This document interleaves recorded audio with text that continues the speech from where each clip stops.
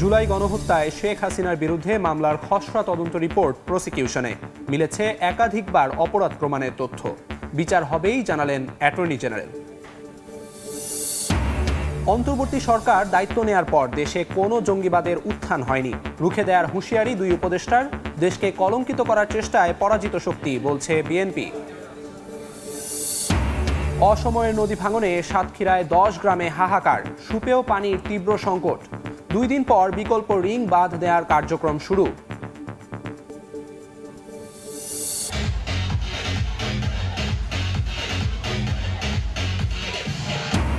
টানা ছুটিতে আনন্দ উদযাপন। থিম পার্ক থেকে পাহাড় প্রকৃতি সবখানেই উৎসবের আমেজ।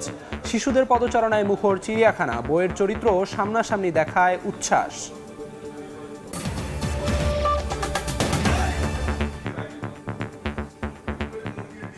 জনপদের সময়ের সঙ্গে আছি আমি আমিরুল ইসলাম আলিফ। পলাতক শেখ হাসিনার বিরুদ্ধে জুলাই আগস্ট গণহত্যা মামলার খসড়া তদন্ত রিপোর্ট হাতে পেয়েছে আন্তর্জাতিক অপরাধ ট্রাইব্যুনালের prosecution. Chief prosecutor advocate Tajul Islam জানিয়েছেন, তদন্তে অকাট্য তথ্য প্রমাণ মিলেছে, যা দিয়ে তার বিরুদ্ধে একাধিকবার অপরাধ প্রমাণ করা যাবে। শুধু শেখ হাসিনা নয়, প্রমাণ মিলেছে সাবেক স্বরাষ্ট্রমন্ত্রী আসাদুজ্জামান খান কামাল ও সাবেক আইজিপি আবদুল্লাহ আল মামুনের অপরাধেরও। জুলাই আগস্টের গণহত্যার অন্তত 2টি মামলার বিচার শুরুর প্রস্তুতি নিচ্ছে আন্তর্জাতিক অপরাধ ট্রাইব্যুনালের প্রসিকিউশন। আশুলিয়ায় হত্যার পর 6 জনের লাশ পোড়ানো এবং চাংখারপুলে গুলি করে 7 জনকে হত্যার ঘটনায় এ মাসে আনুষ্ঠানিক অভিযোগ দাখিল করবে সংস্থাটি। এছাড়া বাকি মামলাগুলোর তদন্ত এগিয়ে চলছে দ্রুত গতিতে। বুধবার ট্রাইব্যুনালের চিফ প্রসিকিউটর জানিয়েছেন, পলাতক শেখ হাসিনা, সাবেক স্বরাষ্ট্রমন্ত্রী আসাদুজ্জামান খান কামাল ও সাবেক পুলিশ মহাপরিদর্শক আবদুল্লাহ আল মামুনের বিরুদ্ধে হওয়া গণহত্যার মামলার খসড়া তদন্ত রিপোর্ট হাতে পেয়েছেন তারা। এখন চলছে পর্যালোচনা, যাতে ফাঁক গলে কেউ বের হয়ে যেতে না পারে। প্রধান আসামি শেখ হাসিনা এবং তার সাথে পুলিশের প্রধান আবদুল্লাহ আল মামুন, স্বরাষ্ট্রমন্ত্রী আসাদুজ্জামান খান কামাল, এদের তদন্ত রিপোর্ট অলমোস্ট ডান। এ মাসের প্রথমার্ধেই আমরা তার রিপোর্টগুলো হাতে পেয়ে যাব। তাদের রিপোর্টটা হাতে পাওয়া মাত্রই আমরা ফরমাল চার্জ দাখিলের প্রক্রিয়ার মধ্যে চলে যাব। তাজুল ইসলাম জানান, শুধু একবার নয়, একাধিকবার অপরাধ প্রমাণ করা যাবে এমন অকাট্য তথ্য প্রমাণ মিলেছে শেখ হাসিনার মামলায়, তাই সুযোগ নেই পার পাওয়ার। তাদের বিরুদ্ধে যে ধরনের অকাট্য সাক্ষ্য প্রমাণ, এভিডেন্স যা কিছু আছে, সেটা দিয়ে বহুবার তাদের বিরুদ্ধে অপরাধ প্রমাণ করা সম্ভব এবং সেটা আমরা কোর্টরুমে করে দেখাবো ইনশাল্লাহ। আমাদের সাক্ষ্য প্রমাণগুলো অকাট্য। প্রত্যক্ষদর্শী, ভিকটিম যারা একদম ময়দানে থেকে সম্মুখ সারিতে লড়াই করেছেন, তারা এসে সাক্ষ্য দেবেন। সুতরাং এই সাক্ষ্য হবে এতটাই অকাট্য যে এখান থেকে কাউকে বেরিয়ে যাওয়ার কোনো সুযোগ আইনের মধ্যে আর থাকবে না। সুতরাং আমরা খুব সাকসেসফুলি তাদের বিরুদ্ধে অপরাধগুলো প্রমাণ করতে পারবো। শেখ হাসিনাকে ফেরাতে গত বছরের ডিসেম্বরে দিল্লিকে চিঠি দিয়েছে ঢাকা, যার জবাব এখনো মেলেনি। চিফ প্রসিকিউটর বলছেন, তাকে ফেরাতে আরেকবার চেষ্টা করবে সরকার। আফজাল হোসেন, সময় সংবাদ, ঢাকা। দিল্লিতে বসে যতই ষড়যন্ত্র চলুক, খুনিদের বিচার হবেই বলে জানিয়েছেন অ্যাটর্নি জেনারেল মোহাম্মদ আসাদুজ্জামান। দুপুরে ঝিনাইদহের শৈলকুপায় জরিপ বিশ্বাস ডিগ্রি কলেজের প্রথম পুনর্মিলনী অনুষ্ঠানে এ কথা বলেন তিনি। জানান, কোনো ষড়যন্ত্রই দেশের মানুষকে জুলাই গণহত্যার বিচার থেকে পেছনে ফেরাতে পারবে না। অ্যাটর্নি জেনারেল বলেন, জুলাই বিপ্লবে যেসব শহীদের রক্তের ওপর দেশ ফ্যাসিবাদ মুক্ত হয়েছে, তাদের রক্তের ঋণ পরিশোধ করতে হবে। দুর্নীতিবাজদের বিরুদ্ধে সামাজিক আন্দোলন গড়ে তোলার আহ্বানও জানান তিনি। লক্ষ লক্ষ কর্মীকে বিপদের মুখে ঠেলে দিয়ে নিজের আত্মীয়দেরকে নিয়ে পালিয়ে দিল্লি, কলকাতাতে বসে এক এক সময় এক এক রকম নসিহত করছেন। আমরা দ্ব্যর্থহীন ভাষায় বলতে চাই, এই বাংলাদেশে খুনিদের বিচার আমরা করবই। দিল্লি বসে কোনো নসিহত বাংলাদেশের মানুষকে সেই বিচার থেকে পিছনে ফেরাতে পারবে না। অন্তর্বর্তীকালীন সরকার দায়িত্ব নেয়ার পর জঙ্গিবাদ উত্থানের মতো কোনো ঘটনা ঘটেনি। দেশে চরমপন্থার সুযোগ কাউকে নিতে দেওয়া হবে না। নিউ ইয়র্ক টাইমসের প্রতিবেদনের সমালোচনায় এ কথা বলেন অন্তর্বর্তী সরকারের 2 উপদেষ্টা। আর বিএনপি নেতা রুহুল কবির রিজভী আহমেদ বলেছেন, অবৈধ টাকা ঢেলে বাংলাদেশকে কলঙ্কিত করার চেষ্টা করছে পরাজিত শক্তি। মির্জা ফখরুল ইসলাম আলমগীরের অভিযোগ, অপপ্রচারের শিকার হচ্ছে বিএনপিও।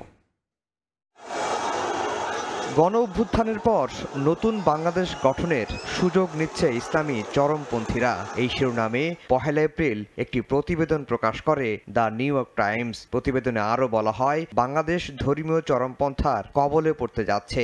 বর্তমান অন্তর্বর্তীকালীন সরকার চরমপন্থী শক্তির বিরুদ্ধে কঠোর ব্যবস্থা নেয়নি। প্রতিবেদনটি প্রকাশের পরপরই এটিকে বিভ্রান্তিকর, একপাক্ষিক বলে প্রতিবাদ জানিয়েছে অন্তর্বর্তী সরকারের প্রেস উইং। বুধবার এ নিয়ে কথা বলেছেন সরকারের 2 জন উপদেষ্টা। আমরা দায়িত্ব নেওয়ার পর কোনো ধরনের জঙ্গিবাদের কোনো কিছু দেখছেন? কোনো কিছু হয় না। এবং আল্লাহ দিলে আপনারা যদি সবাই সহযোগিতা করেন, জনগণ সাথে নিয়ে আমরা যদি কোনো ধরনের কোনো সমস্যা হয়, আমরা সবাই একসাথে মিলে সমাধান করব। কোনো রকম উগ্রপন্থায় যাতে বাংলাদেশে মাথাচাড়া না দিতে পারে এবং বাংলাদেশকে যাতে আমরা একটা গণতান্ত্রিক যে রূপান্তরের ক্ষেত্রে ডক্টর মোহাম্মদ ইউনূসের নেতৃত্বে আমরা কাজ করছি। আলোচনা এবং সতর্কতার মাধ্যমে সমাধান হচ্ছে না, তাহলে আমরা হার্ডলাইনে যাব এবং সেটা খুব শীঘ্রই যাব। নিউ ইয়র্ক টাইমসের বিভ্রান্তিকর প্রতিবেদনের সমালোচনা করেছেন বিএনপি নেতা রুহুল কবির রিজভী। তো এর পিছনে নিশ্চয়ই কারা জড়িত সেটাও বাংলাদেশের মানুষ জানে, এবং আজকে যারা পরাজিত শক্তি, সেই পরাজিত শক্তি এবং তাদেরকে যারা মদত দেয়, তাদের যৌথ প্রচেষ্টা এর মধ্যে থাকতে পারে। এদিন ঠাকুরগাঁওয়ে ঈদ শুভেচ্ছা বিনিময় করেন বিএনপির মহাসচিব মির্জা ফখরুল ইসলাম আলমগীর। তিনি অভিযোগ করেন, সংস্কার ও নির্বাচন নিয়ে বিএনপিকে টার্গেট করে ভুল ব্যাখ্যা এবং অপপ্রচার চালানো হচ্ছে। যে বিএনপি আগে নির্বাচন চায়, তারপরে সংস্কার চায়, অথবা সংস্কার চায় না, নির্বাচন চায়, হুইচ ইজ এ ব্ল্যাটার্ড লাই। আমি আপনাদের সামনে খুব পরিষ্কার করে বলছি, এটা একটা ভ্রান্ত ধারণা সৃষ্টি করা হচ্ছে জনগণের মধ্যে। জনগণের স্বার্থবিরোধী কোনো কিছুই বিএনপি সমর্থন করে না বলেও জানান মির্জা ফখরুল। কেয়ারটেকার গভর্নমেন্ট আমাদের। আফজাল হোসেন, সময় সংবাদ, ঢাকা। আগামী ডিসেম্বর থেকে 2026 সালের জুনের মধ্যে নির্বাচন হবে জানিয়ে তথ্য উপদেষ্টা মাহফুজ আলম রাজনৈতিক দলগুলোকে প্রস্তুতি নেওয়ার আহ্বান জানিয়েছেন। দুপুরে লক্ষ্মীপুরের রামগঞ্জে একটি অনুষ্ঠান শেষে সাংবাদিকদের প্রশ্নের জবাবে তিনি একথা বলেন। সংস্কার ছাড়া সরকারের কোনো উচ্চাশা নেই বলেও জানান তিনি। অবশ্যই নির্বাচন হবে ডিসেম্বর, যেমন জুন, 2টা টাইমলাইন আছে, এই টাইমলাইনের ভিতরে হয়ে যাবে। এটা একেবারে এই কথার বাইরে হয়তো সরকার যাবে না। এটা হচ্ছে আমাদের দিক থেকে আমাদের পর্যবেক্ষণ। আর রাজনৈতিক দলগুলো যে প্রস্তুতিতে আছে, বিভিন্ন দল গঠিত হচ্ছে নতুন করে, সবাই প্রস্তুতি নিয়ে নির্বাচন হবে। ঈদের তৃতীয় দিনেও বাঁধ ভাঙা উচ্ছ্বাস, আনন্দে ঈদ উদযাপন করছেন সারা দেশের মানুষ। আজও ছোট্ট সোনামণিদের পদভারে মুখর ছিল জাতীয় চিড়িয়াখানা। ফ্যান্টাসি কিংডম ও ড্রিম হলিডে পার্কে নেচে গেয়ে আনন্দে মেতেছেন দর্শনার্থীরা। ঢাকার বাইরের দর্শনীয় স্থানগুলোতেও ছিল উপচে পড়া ভিড়।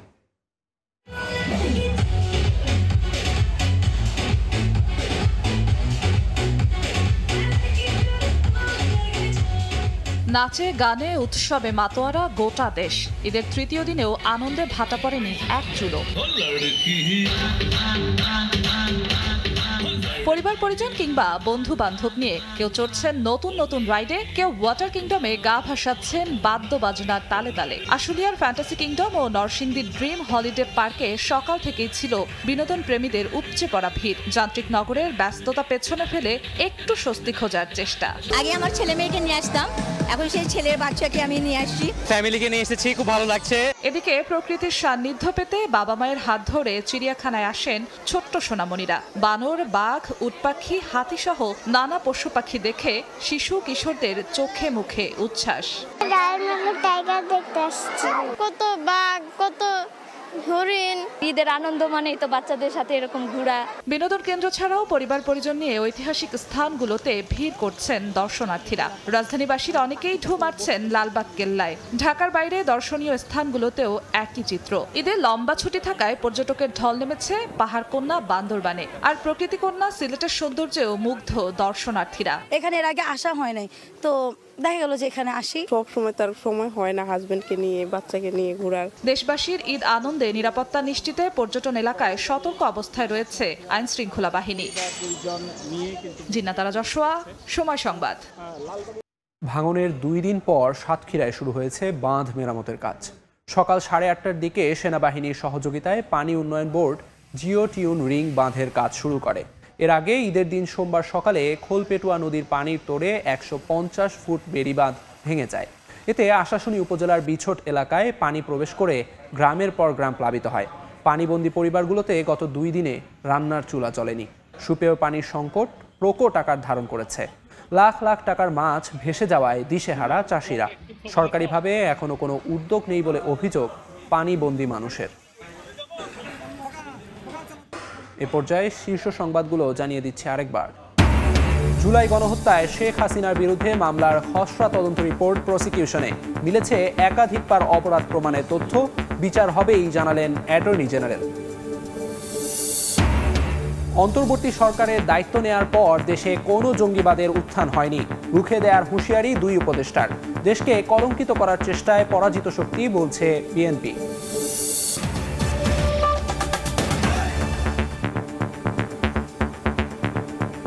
এই ছিল জনপদের সময়। সঙ্গে থাকুন সময়ে।